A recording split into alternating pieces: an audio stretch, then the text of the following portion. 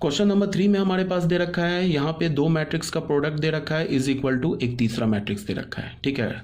Then find X and Y. तो तुम बोलोगे ऐसा क्वेश्चन तो हमने ऑलरेडी कर रखा है, तो हाँ बिल्कुल कर रखा है, लेकिन मैं इस क्वेश्चन को मैंने दोबारा क्यों लिया, क्या इम्फेसिस मैं करना चाह रहा हूँ, क्या समझाना चाह रहा हूँ इस क्वेश्चन से, वो तुम ये देखो।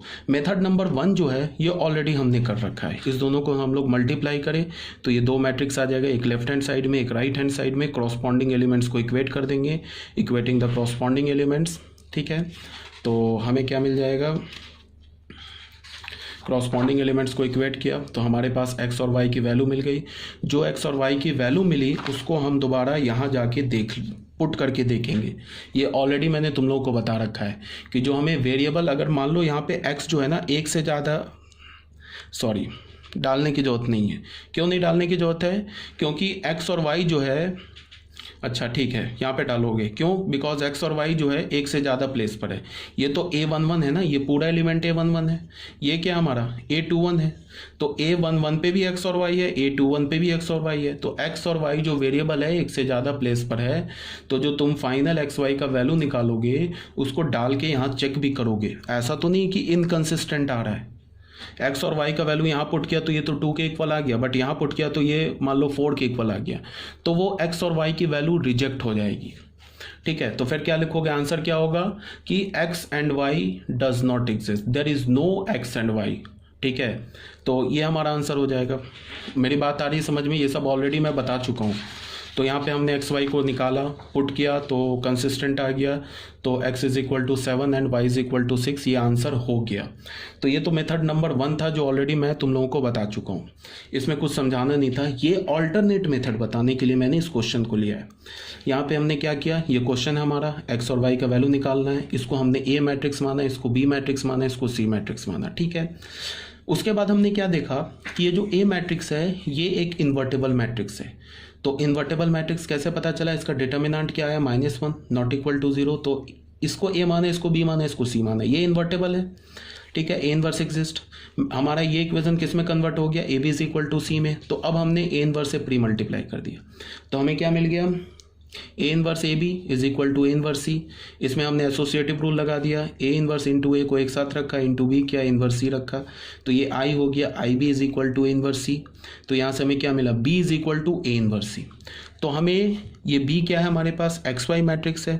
अब ये ए इनवर्स, ये ए किसे माना हमने, इस मैट्रिक्स को माना है, इसका इनवर्स इंटू सी मैट्रिक्स।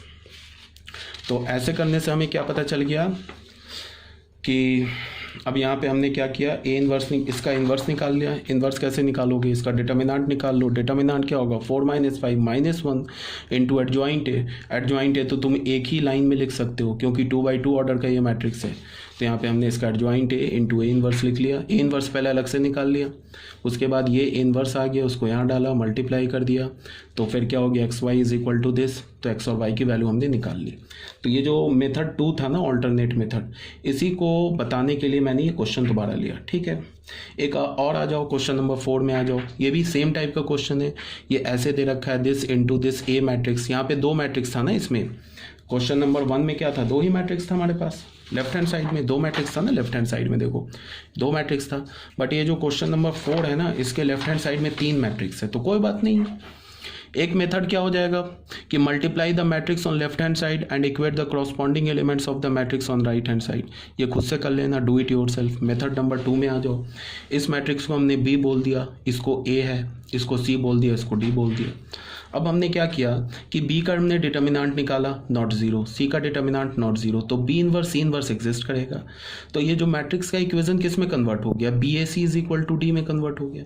अब हमने क्या किया, बी से प्री मल्टीप्लाई कर दिया, सी से पोस्ट मल्टीप्लाई कर दिया। ऐसा करने पे क्या हो गया कि ए लेफ्ट हैंड साइड में ए मैट्रिक्स बन जाएगा और राइट हैंड साइड में क्या बचेगा, B inverse into D into C inverse, ठीक है। आई थिंक ये सब आपको क्लियर होगा।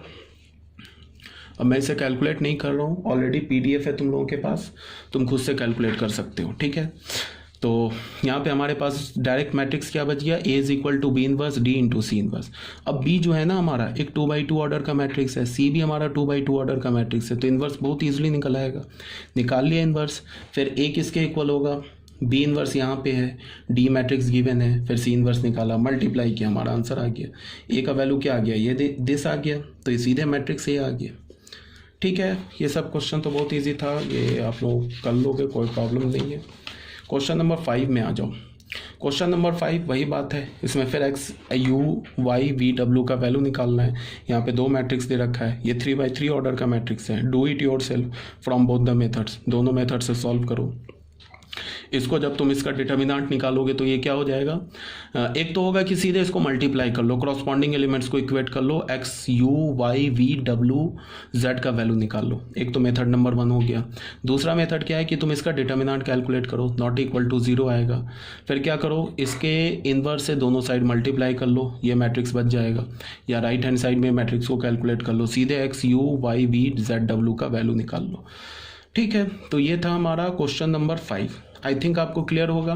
अगर नहीं समझ में आ रहा है, नहीं सॉल्व हो रहा है तो पूछ लेना, मैं सॉल्व करके तुम्हारा दोबारा वीडियो बना के तुम्हें एक एक को फैक्टर निकाल के एक एक मल्टीप्लिकेशन दोबारा दिखा दूंगा।